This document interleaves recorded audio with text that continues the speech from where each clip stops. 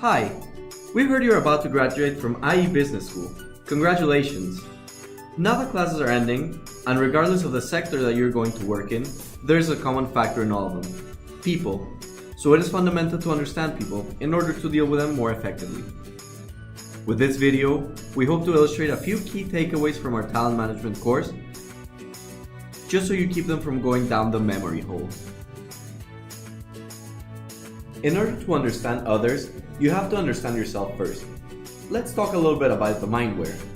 There are some characteristics of the human behavior that are important to be aware of.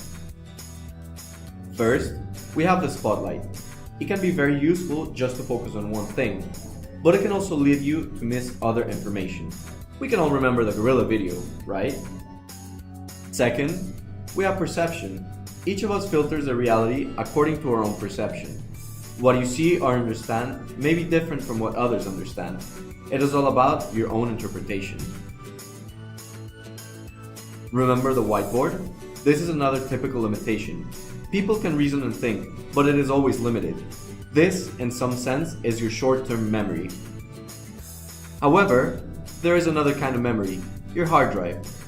This is what you remember in the long term, but it can vary from what actually happened. Emotions. We all have them, and they affect your behavior and decision-making processes. Automatization. These are the habits that lead us to carry out some automatic behaviors to save time and brain processing power. Finally, social norms. We all feel it, the social pressure. It is much easier to follow the herd. Knowing that all these factors shape our behaviors can be very useful, especially in a work environment. Hiring, firing, and dealing with coworkers on a daily basis can be a difficult task. And this is not only about the mindware. Human behaviors and emotions are very complex to understand. Think about hiring someone. It can be a very difficult process. Here, we illustrate some of the typical traps that you should have in mind when hiring someone. Taking people at face value. When interviewing people, interviewers tend to believe candidates answer straight away, taking the information presented on the resumes as being true and accurate. But some candidates may not be telling the full truth, or at least they may be finessing it. The just like me bias, stereotyping. Assuming that certain traits are associated with race, age, schooling, family, gender, or nationality can be misleading. And there's also the halo effect, letting one positive characteristic outshine all the others. But the most pervasive bias of all is a tendency to highly rate people who are just like you. Delegation gaps. Many executives tend to over-delegate. This means delegating critical steps to their subordinates, such as supporting functions like human resources. Ignoring emotional intelligence. Most companies look primarily and even exclusively at a candidate's hard data: education, IQ, job history, and training. They rarely look at soft data, the candidate's emotional intelligence. This might end in a hired on achievements and fired on personality kind of situation. But you can make mistakes even when you're alone. Your brain and ego can trick you. One-sided reasoning, for example. You tend to confirm your beliefs, thoughts, or expectations. You know when you're always trying to find something that confirms your opinions? That is called confirmation bias, and it can blind you. Or is your behavior the same if you're successful or not? Attribution theory states that normally you blame external factors if you fail and take credit for your own success. All these induced errors are coming from you, from your brain.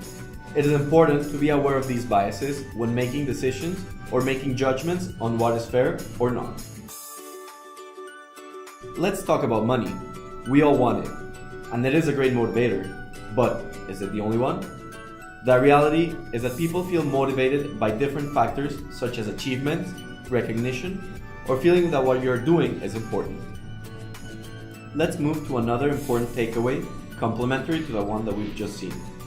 Nowadays, companies do business internationally. That means that you're probably going to be leading teams with members from different cultural backgrounds. Cultural differences can sometimes create barriers to communication and effective teamwork, and may cause destructive conflicts within a team. The most typical conflicts can be 1. Direct versus indirect communication. 2. Trouble with accents and fluency. 3. Differing attitudes toward hierarchy. 4. Conflict within decision-making norms. Remember, there are some interventions possible, depending on the circumstances you find yourself in. These enable you to effectively respond to multicultural conflicts. When members are willing to live with cultural differences, adaptation is the right intervention type, where you will work with or around differences. If the team has obvious subgroups, you should do a structural intervention to reorganize the team and reduce friction. Finally, if emotions are running high and too much face has been lost on both sides to salvage the situation, exit is the best intervention. Voluntary or involuntary removal of a team member are possible. So don't forget, money isn't enough. To feel satisfied, human beings need more. Emotions always matter, not only in decision making, but also simply when dealing with others. You can be your own worst enemy. Be aware that your brain and emotions may play tricks on you. Fight your ego. Be confident, but not overconfident.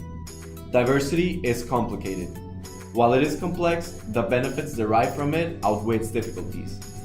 Finally, people equal potential. Businesses are made of people, not of numbers. Now that you know all of this, we hope that these key takeaways help you become the best version of yourself.